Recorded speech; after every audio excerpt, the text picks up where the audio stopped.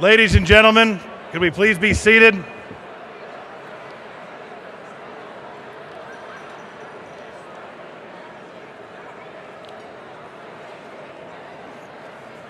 Thank you very much.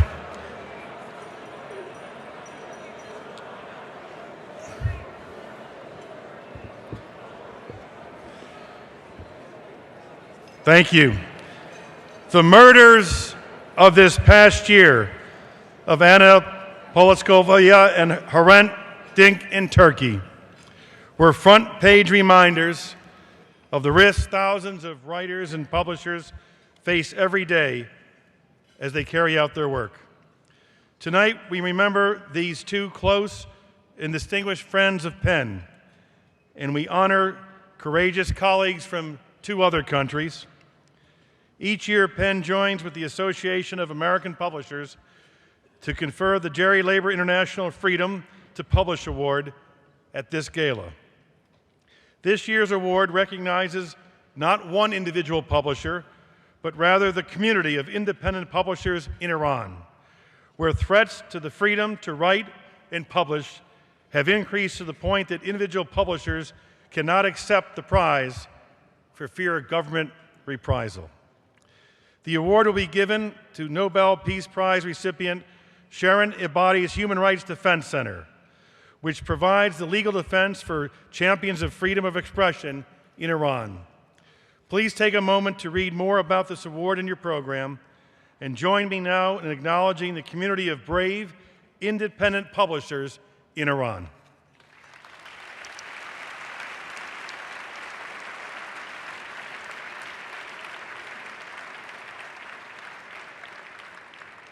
And now please look at the screens for a short video by documentary filmmaker Cal Skaggs describing some of PEN's international work and introducing this year's PEN Barbara Goldsmith Freedom to Write Award recipient.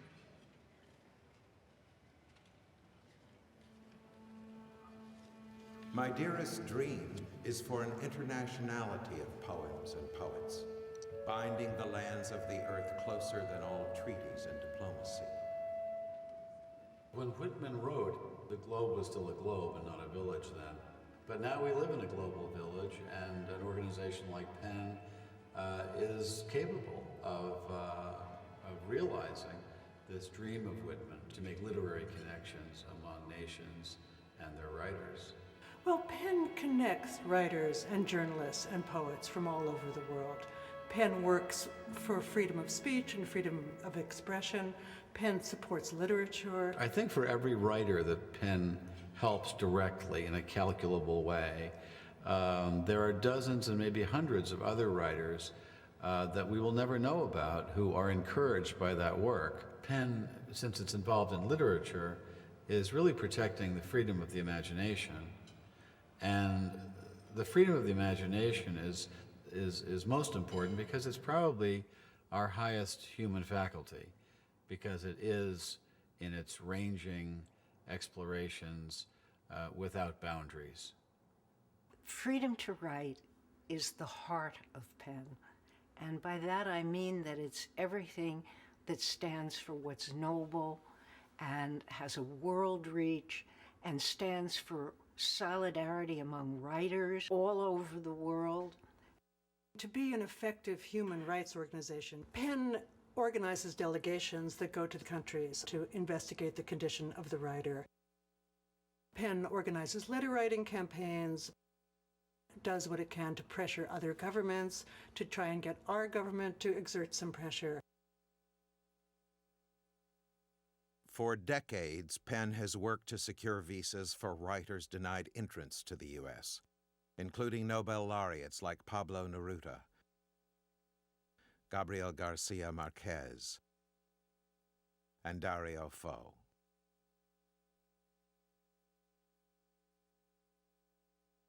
Recently, PEN has worked hard to secure a visa for the Muslim writer Tariq Ramadan.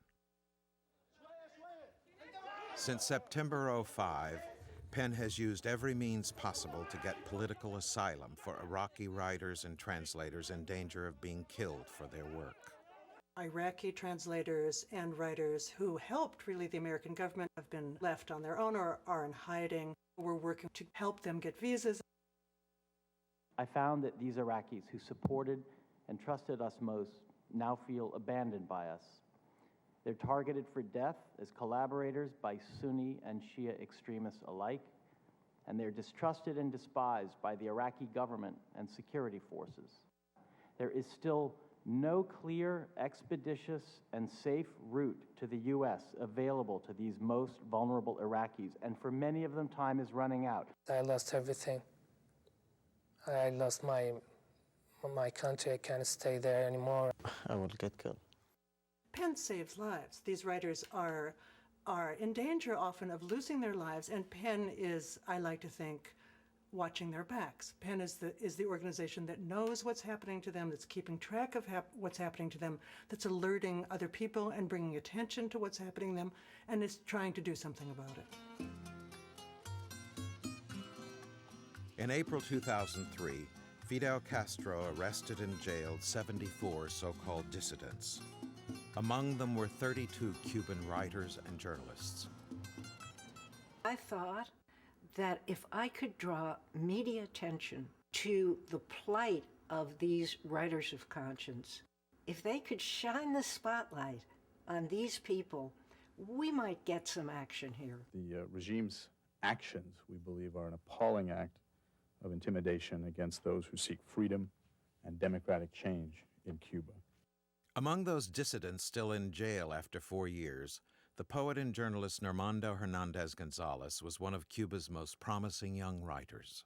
Tú sabes que Normandito desde niño le escribía muchísimo, le gustaba escribir mucho, él leía mucho, siempre tenía una pasión por los libros.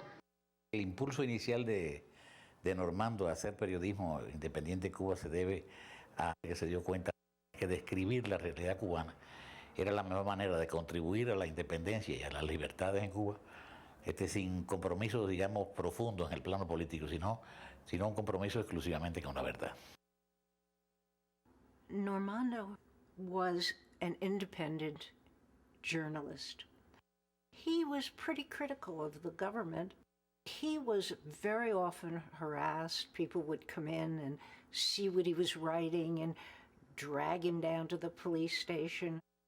El Colegio de Periodistas Independientes de Camagüey es una agrupación, desde luego fundada también por él, que se hizo fundamentalmente para proteger a los periodistas independientes. En Cuba, durante estos últimos 50 años, para decirlo rápido, es decir, no ha habido una escuela de periodismo de verdad libre. Estos grupos de periodismo en Camagüey, pues lo que trataban es de dar una visión real de lo que es el periodista. Es un soldado de la verdad y de la libertad. Con un equipo muy pequeño, muy reducido, con gente que tampoco estaba muy preparada técnicamente. Lo más importante que hizo como contribución al periodismo independiente es una revista pequeña que empezó a circular en Camagüey, una revista muy bien hecha, muy profesional. Fuera de La Habana era la única que se estaba publicando. Ese es uno de los motivos que provoca que el gobierno, entre esos centenares de periodistas que estaba escribiendo, pues lo eligiera también a él. But nothing happened really bad until the crackdown in April '03. He was subjected to a so-called trial. He couldn't have a lawyer, he couldn't see his wife, he couldn't communicate with anyone, and sentenced to several years in prison. They threw him in solitary confinement. He was allowed 4 hours of sunlight a week. He was beaten and thrown in a terrible cell with violent people, mental cases, rodents, insects. De Normando, lo que hay que exaltar en él, me parece a mí, es su tenacidad, su fuerza, su perseverancia, su disciplina para el trabajo. He took it for as long as he could. He lost 38 pounds. He wasn't a big guy. And then he passed out in his cell, and they took him to a nearby hospital, so-called hospital. It was worse than the prison. They threw him in a room. There was no table, no bed. He sat on a bucket with diarrhea for a week. They threw his food under the door, and then they dragged him back to prison. He's now been diagnosed with tuberculosis, which he contracted in prison. He has now some sort of large tumor in his colon. They don't know if it's malignant or not because no doctor's ever looked at him. And we at Penn have picked him out to get this award because we feel if we don't give it to him right now, he isn't going to be there. He's going to die. For his independent journalism and his unbending defense of press freedom in Cuba, Penn is proud to confer the Penn Barbara Goldsmith Freedom to Write Award on Normando Hernández González.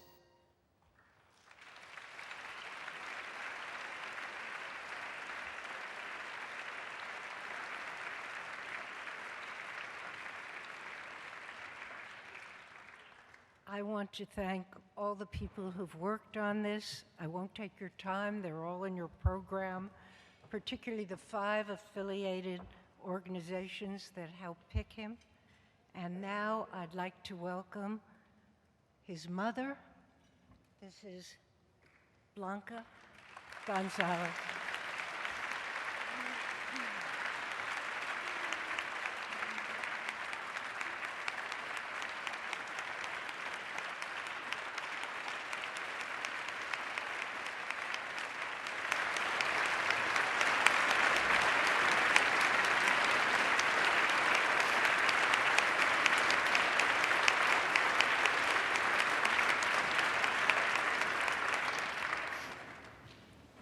Quiero darle las gracias a todo el colectivo del PEN por haberle otorgado este premio tan prestigioso a mi hijo. Estoy muy agradecida, muy orgullosa a la vez de mi hijo por su tenaz, por escribir, aparte de su condena, no han podido silenciarlo. Muchas gracias a todos en esta noche. Estoy muy orgullosa de todos ustedes. Gracias.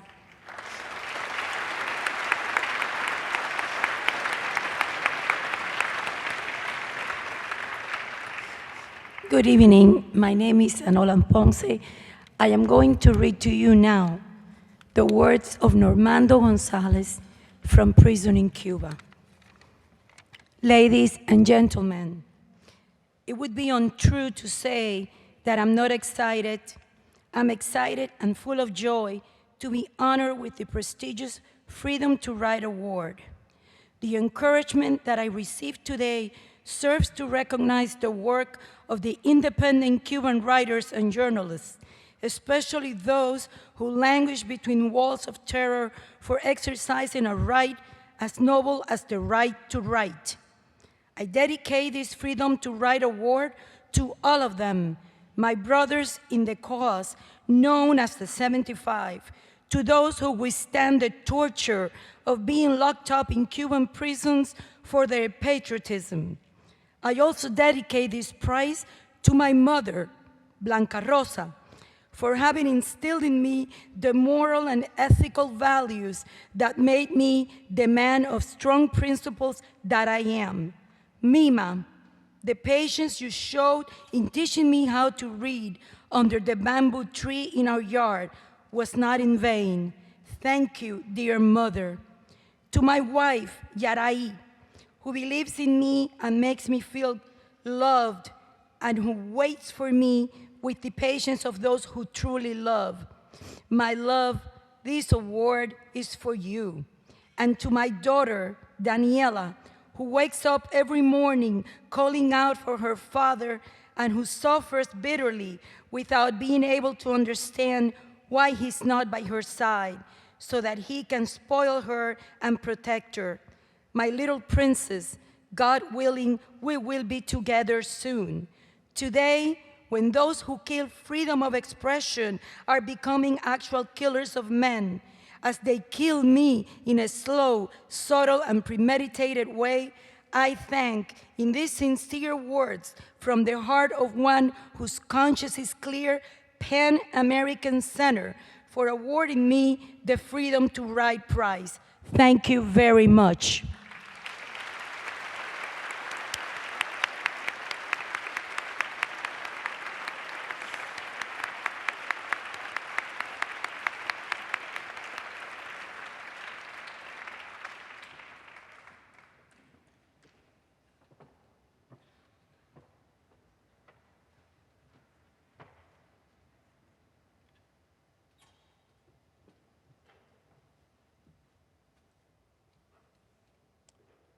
The written word and the human spirit, thank you for what you've done tonight. Our dinner is now concluded. We can go upstairs for some dessert. Thank you.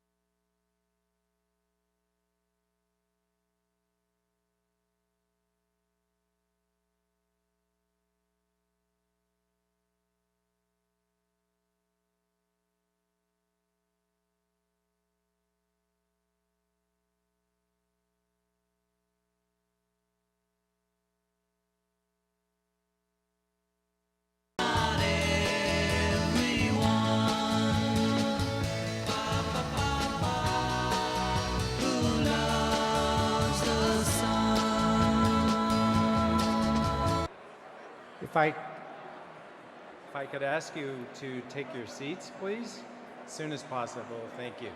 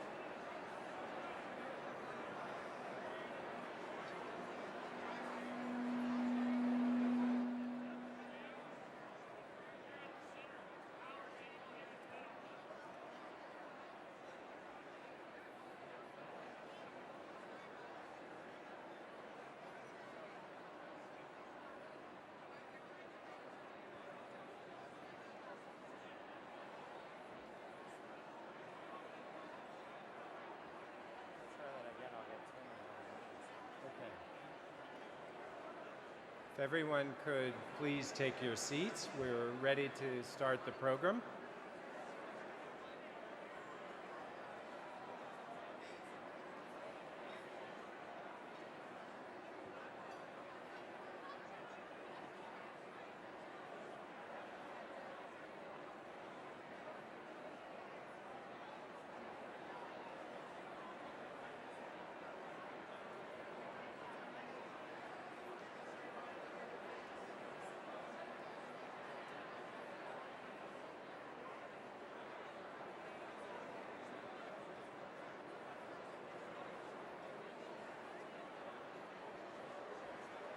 This is the job that only the executive director has to do. So please take your seats.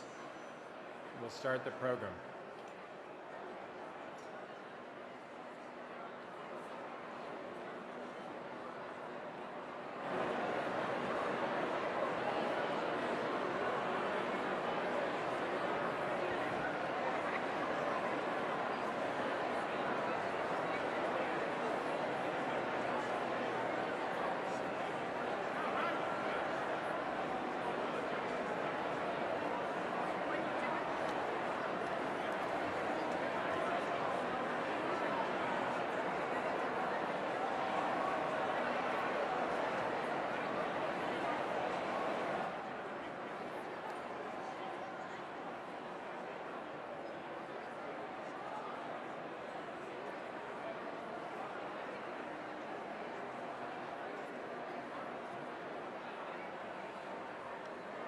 Everyone, please take your seats. Good evening. Good evening and welcome. I'm Michael Roberts, Executive Director of PEN American Center, and thank you very much for being with us. Thank you.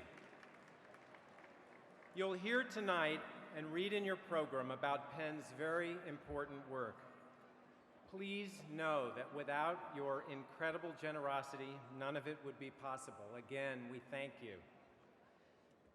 This year's party caps off the third PEN World Voices Festival, an astonishing 5-day fiesta of world literature, 162 writers from 45 countries, representing 21 languages. I hope that many of you made it to some of the 64 programs all over town that explored our theme this year of home and away. This year's festival was bigger and better than ever, with live audiences of more than 10,000 and internet and broadcast coverage bringing our programs to millions more. This success shows that there really is a vast audience for the news that can only be found in literature. It also shows wide appreciation for the fact that America needs a broader dialogue with the rest of the world. PEN is proud to be helping to reopen that dialogue. It's now my privilege to introduce a member of our benefit committee who has somehow managed to do the incredibly hard work of co-chairing a big event like this while also finishing a wonderful new book.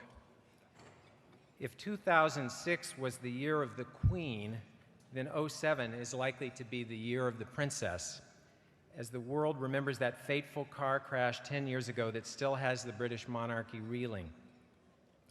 We're overdue for a serious look at the impact of celebrity on our culture, and the buzz is already tremendous for the Diana Chronicles coming out in June.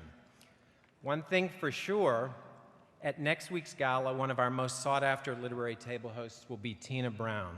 Please welcome her.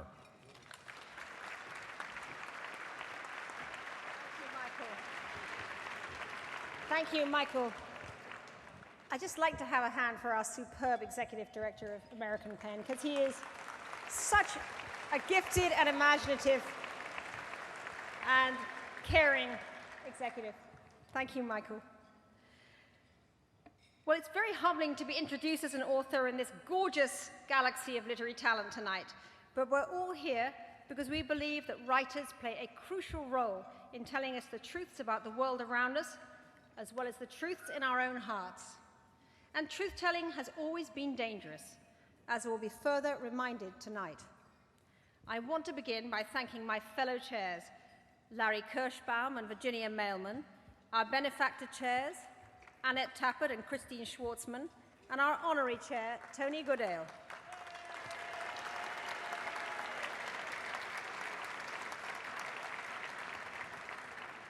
Unfortunately, Virginia and Christine couldn't be with us tonight, but I'd like to ask Larry, Annette, and Tony to stand and be acknowledged. Let's give them a hand again. Yeah. So with their incredible hard work, we've again assembled a magnificent group of gala sponsors, among whom I'd particularly like to salute Borders Books, Bloomberg, LJK Literary Management, Random House, the Kaplan Foundation, the Bank of New York, Condé Nast Publications, and the Diller von Furstenberg Family Foundation. With the help of these and the other generous people and organizations in your program, and of everyone in this room tonight, PEN has once again raised $1 million. It's so good. I'm also happy to say that we have, as our MC tonight, a formidable journalist. Over almost 16 years at the helm of the most watched Sunday morning interview program in America and the longest running program in the history of television, he's done more than anyone else in Washington to cut through political double talk. Our nation's capital can be a scary and devious place, but as managing editor and moderator of Meet the Press and political analyst for NBC Nightly News and the Today program, Tim Russert regularly intimidates the powerful and helps Americans see the subtleties behind the news.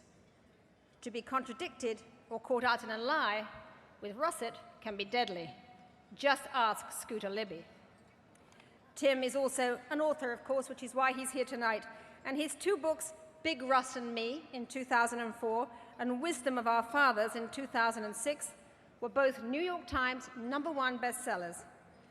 PEN is delighted and honored to welcome Tim Russert.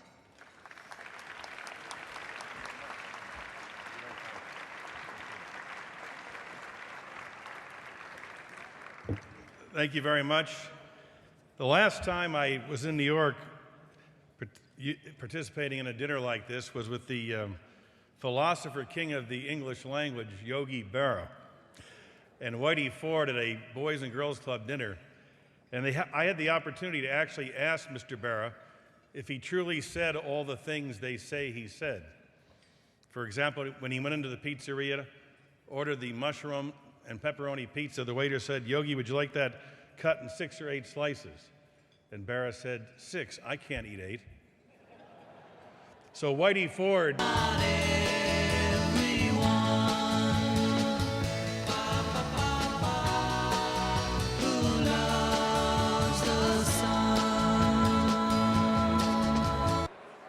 If I could ask you to take your seats, please, as soon as possible. Thank you.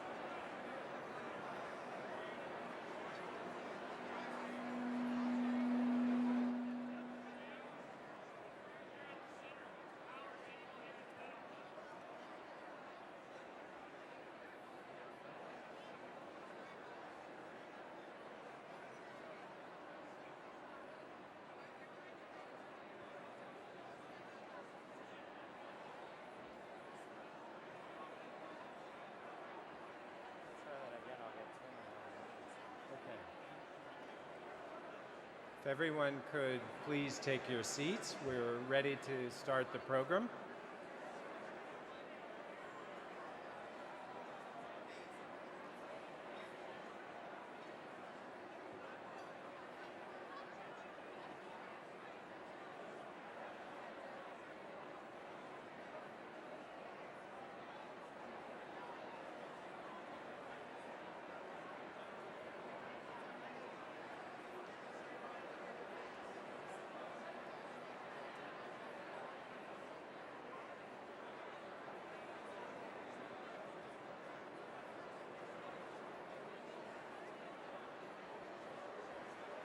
This is the job that only the executive director has to do. So please take your seats. We'll start the program.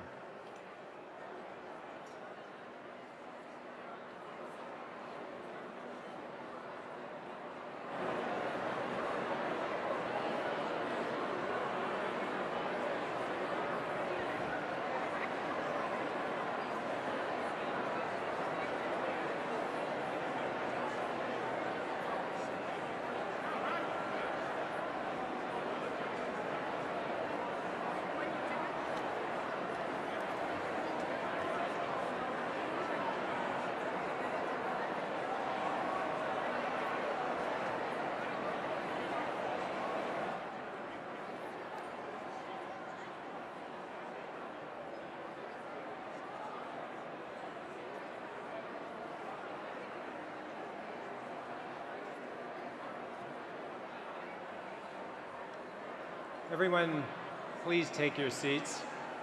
Good evening and welcome.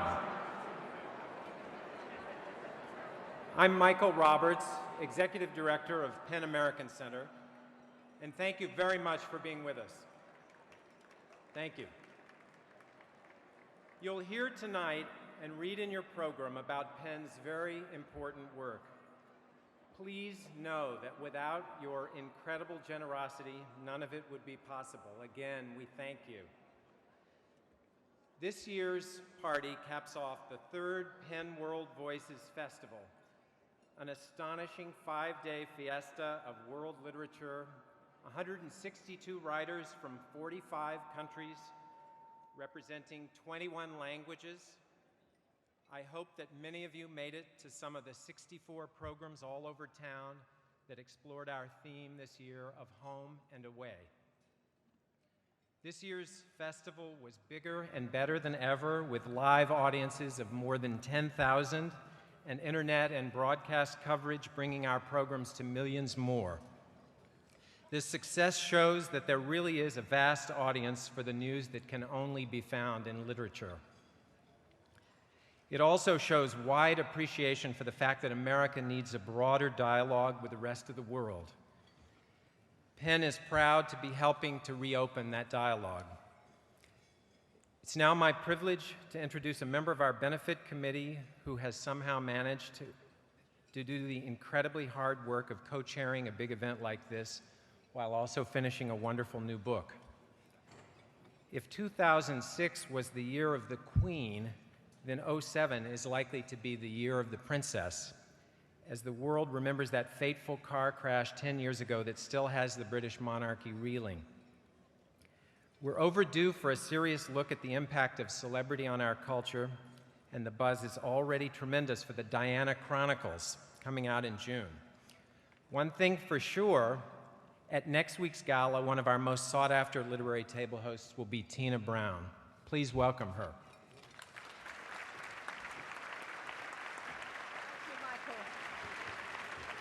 Thank you, Michael. I'd just like to have a hand for our superb Executive Director of American PEN, because he is such a gifted and imaginative and caring executive. Thank you, Michael. Well, it's very humbling to be introduced as an author in this gorgeous galaxy of literary talent tonight, but we're all here because we believe that writers play a crucial role in telling us the truths about the world around us, as well as the truths in our own hearts. And truth-telling has always been dangerous, as will be further reminded tonight. I want to begin by thanking my fellow chairs, Larry Kirschbaum and Virginia Mailman, our benefactor chairs, Annette Tappert and Christine Schwartzman, and our honorary chair, Tony Goodale.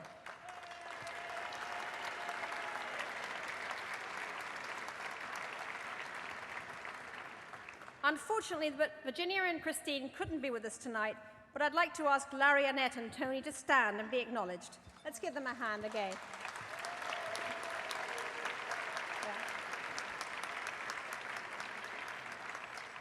So with their incredible hard work, we've again assembled a magnificent group of Gala sponsors, among whom I'd particularly like to salute Borders Books, Bloomberg, LJK Literary Management, Random House, the Kaplan Foundation, the Bank of New York, Condé Nast Publications, and the Diller von Furstenberg Family Foundation.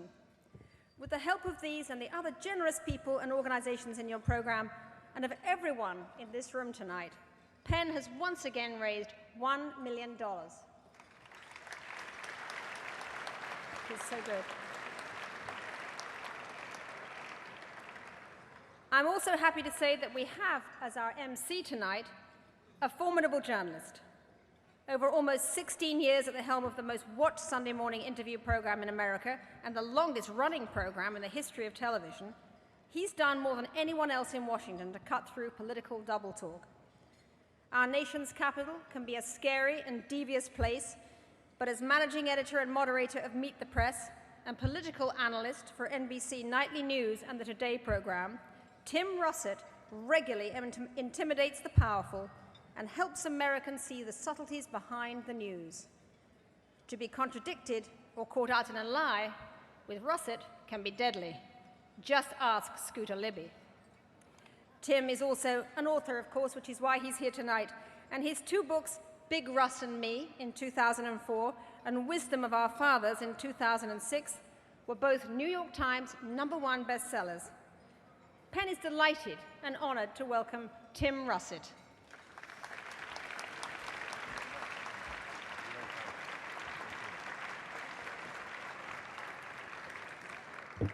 Thank you very much. The last time I was in New York participating in a dinner like this was with the philosopher king of the English language, Yogi Berra, and Whitey Ford at a Boys and Girls Club dinner. And I had the opportunity to actually ask Mr. Berra if he truly said all the things they say he said. For example, when he went into the pizzeria, ordered the mushroom and pepperoni pizza, the waiter said, "Yogi, would you like that cut in 6 or 8 slices?" And Berra said, 6, I can't eat 8. So Whitey Ford chimed in that, Yogi, you wouldn't believe what he really does. He insisted the Yankees were playing the White Sox one night, and Whitey had been out with Mickey Mantle the night before. The first pitch, Nellie Fox singled to right field. The second pitch, Luis Aparicio singled to left field. The third pitch, Whitey Ford hit Minnie Minoso. 3 pitches, bases loaded. The fourth pitch, Ted Kluszewski, a big power hitter, gone, grand slam. 4 pitches, 4-0 White Sox. Casey Stengel, the Yankee manager, went out to the mound. Yogi took his mask off, and Casey said, "Hey, Yogi, does Whitey have the stuff tonight?" And Yogi said, "How the hell do I know? I haven't caught a ball yet." So in that humble spirit, let me begin tonight's evening with true artists and literary giants. I'm here because of the important work that PEN does to support literature and defend the basic human rights to speak, write, and read freely. For writers and journalists in many countries of the world, it has been literally life-saving work, and it's increasingly important and, unfortunately, increasingly necessary for writers and journalists in this country as well. As Tina mentioned, I am one of several American journalists who was subpoenaed. At one point a year or so ago, the United States appeared poised to take its place in the top 5 countries with journalists in prison. But the threats to journalists go beyond being called into federal courtrooms to assist prosecutions. After reporting on the CIA's rendition program and secret prisons, my colleagues Brian Ross and Richard Esposito of ABC News learned that government officials had secretly examined their phone records to uncover the source of their information. After James Risen and Eric Lichtblau of the Times and Dana Priest of the Washington Post broke important stories on secret government surveillance programs and detention practices, members of Congress and the administration raised the possibility of prosecuting reporters under the Espionage Act, something that has never happened in the 90 years the act has been in effect. As Brian Ross said in a program Penn sponsored at the National Press Club in Washington in September, quote, "Again and again we are finding aggressive efforts to go after us. It does have a chilling effect. To have to hide how we operate makes us feel like criminals, and I don't think we're criminals. I'm offended by it. I can feel the pressure. I think we all feel the pressure that it is on us." Penn has been working to reverse this dangerous trend, supporting a federal shield law and educating politicians and the public about how imprisoning journalists in a country admired around the world for its free press adds to the perils our colleagues face in more repressive countries. I wanted to take this opportunity to commend and thank Penn in its efforts to protect press freedom wherever it is threatened. Thank you.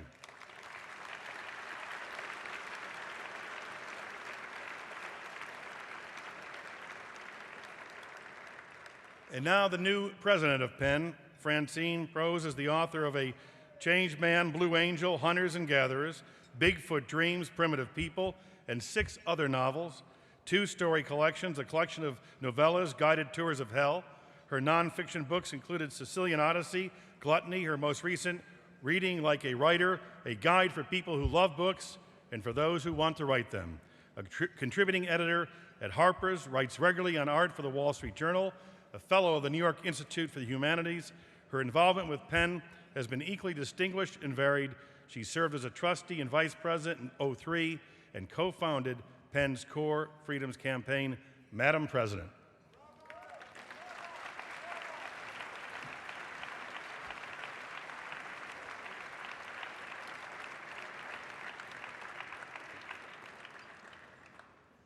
Before I say anything else, I want to say how sorry I am and how sorry we all are that 3 of our beloved colleagues who've been so important in the life of Penn can't be here with us tonight except in spirit to celebrate Kurt Vonnegut, David Halberstam, and Arthur M. Schlesinger, Jr.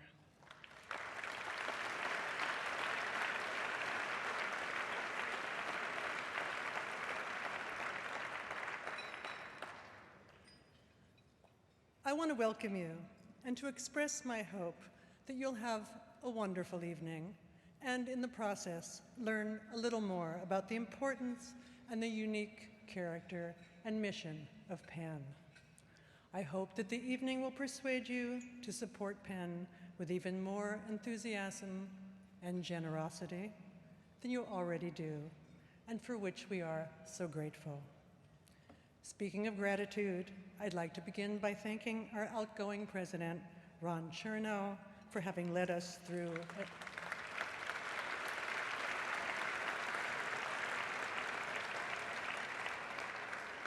an extraordinarily successful and productive year. Ron, will you?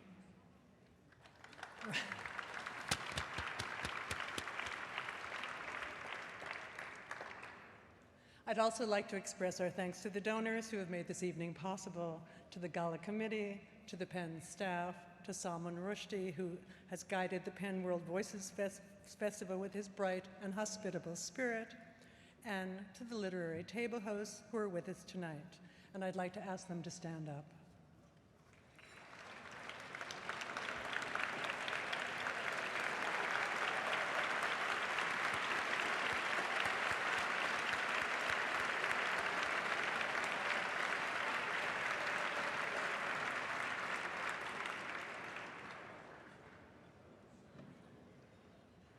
Penn is a writers' organization. We promote writing in the schools and the prisons, and tonight we are giving the first Penn Borders Literary Service Award to Gore Vidal, who over his career has demonstrated that a writer's work can be at once timeless, courageous, and dazzlingly acute in its ability to understand our history and to speak out against the ways in which the meaning of that history and the first principles of our democracy are being violated. We are also a human rights organization. Our Freedom to Write Committee, whose achievements will be represented here by the presentation of the 2007 Barbara Goldsmith PEN Freedom to Write Award and the 2007 Jeri Laber International Freedom to Publish Award, literally saves the lives of imprisoned writers throughout the world. Perhaps more than any other organization, we fight to safeguard free speech, here and abroad. For years, these battles have been waged mostly on foreign shores, but after 9/11, we began to notice that the problem had come home, and that the threat to free speech was now a domestic one, a danger that affected us all. We've been honored to work with organizations such as the Library Connection and the American Library Association, groups whose members were among the first to identify the threat that the USA Patriot Act poses and continues to pose to our privacy and our liberty. We are especially pleased to have with us tonight George Christian and Jan Nocek, two of the four brave Connecticut librarians who challenged the national security letter demanding the internet records of their patrons, as well as the alarmingly restrictive gag order that surrounded the case. Can you stand up?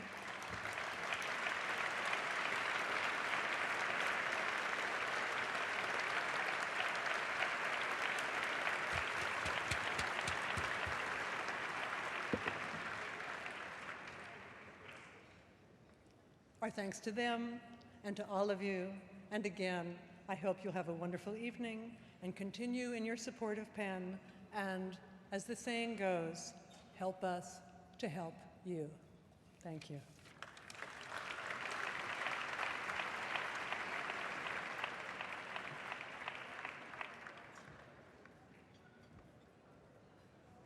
Thank you, Francine. Tonight we come together to honor luminaries of the literary world. We do so at a time when more books are being published than ever before, yet the future of serious literature is far from assured. Our world, the world where the written word is cherished and celebrated, seems somehow to be shrinking, while other forms of communication are exploding across the media landscape. That is why tonight's event, in addition to reminding us of the threats to our free expression, also serve to celebrate the indispensable role writers play in helping us make sense of this world.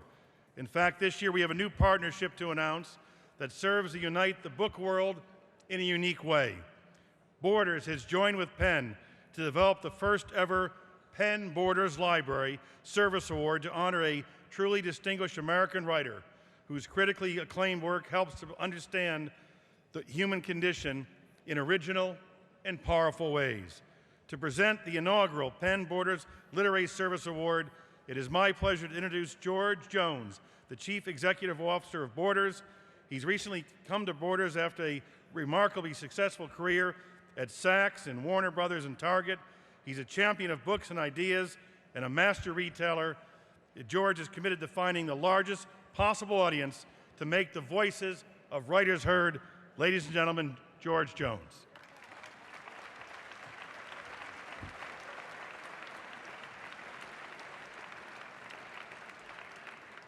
Thanks, Tim. When we at Borders were approached to collaborate with PEN to develop a new award for literary service, we jumped at the opportunity. The concept of literary service, above all, is what we found so compelling. As an art form, literature is perhaps unique in that it often transcends art and becomes of service to society, keeping free thought flowing, educating, inspiring, and shaping the world we live in. No one embodies this concept more than the recipient of tonight's first ever PEN Borders Literary Service Award, Gore Vidal. An extraordinary novelist, essayist, and playwright, Gore Vidal has never shied away from controversy. He has been active on the important issues of free speech and censorship. He has long worked to protect civil liberties and advance political thought in our country. Gore Vidal stands out as a true artist and a true patriot.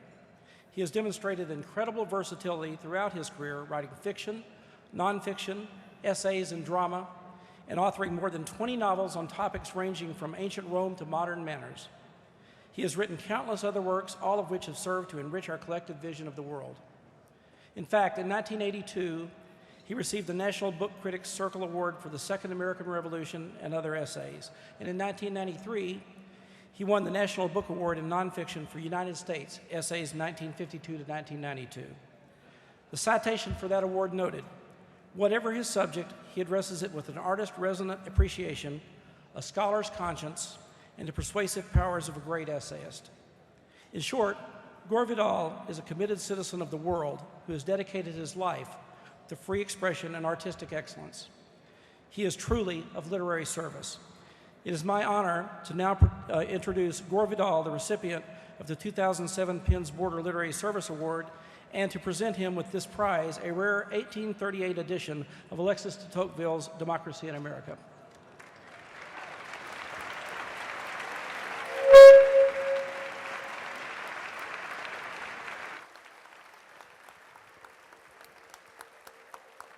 Thank you very much.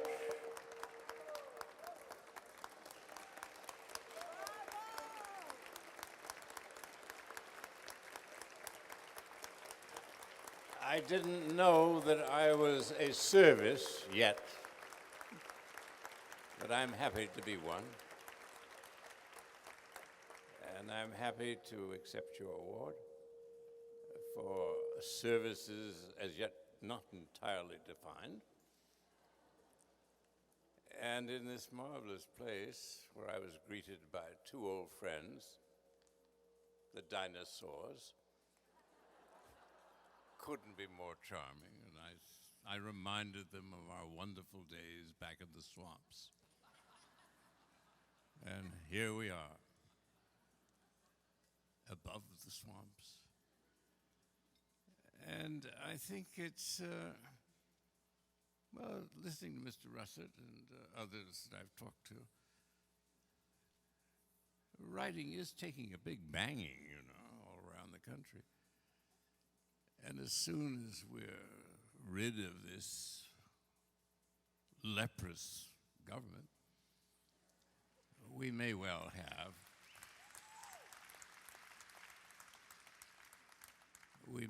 be clean again. And we can express ourselves a little bit more in a relaxed way. I was told, you don't have to give a speech. I said, thank God. You know, a few remarks takes a week to write. I don't need it? No, you don't. I got here, oh, we're looking forward to it. Now come off it, you know. Otherwise, I'm going to ask Tina to come back and sit in for me, because she can say everything that we need to hear about the freedom of the press and how she herself, if I may interject a personal note, was well betrayed by New York publishing, both magazines and books. She was a great editor, and under her, the New Yorker was a great magazine. And then, it's even greater, even greater. How do you like that for an apparatchik? Well, it's never been as good as it was under Tina. And coming out of England, it was fresh, it was new. She knew where the talent was. Not only do I wish her well, but if I had the money, I'd put up the money to give her a mag. Let her do it. Some of you here look as if you have the money to do it. Well, you do it. She was the best editor that ever hit this funny little island that we've got here. And so, it's a long thank you, but I'm trying to get to your welcome.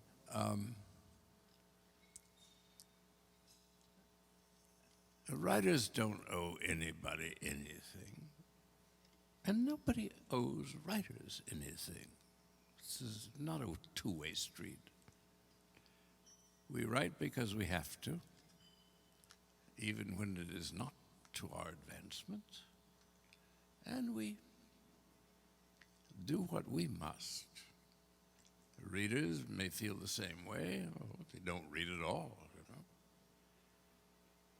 But I do think that Penn, I said years ago, Norman Mailer wanted me to succeed him as president of International Penn. I said, Norman, I hate New York, and I don't like writers. And Norman gave me one of those looks which says, yes, I know what you mean, but I'm not going to go into that gore. But Norman was a good citizen, and I was not yet a good citizen, but I think I'm trying to be one now. And I think that there has never been so much to write about. We have seen in the last 5 or 6 years the loss of Magna Carta, which means the loss of habeas corpus, due process of law. We have lost so much. In the old days, I speak now of the 18th and 19th century, we would have heard from the great voices of the country, the tribunes of the people. They'd be writing, writing, writing. No voice was heard throughout the land when we lost habeas corpus. It's only a few months ago. Half the people don't know what it is. The other half are rather glad it's gone. This is dangerous country. And I like to think of your organization as being a kind of palisade between us and new dinosaurs.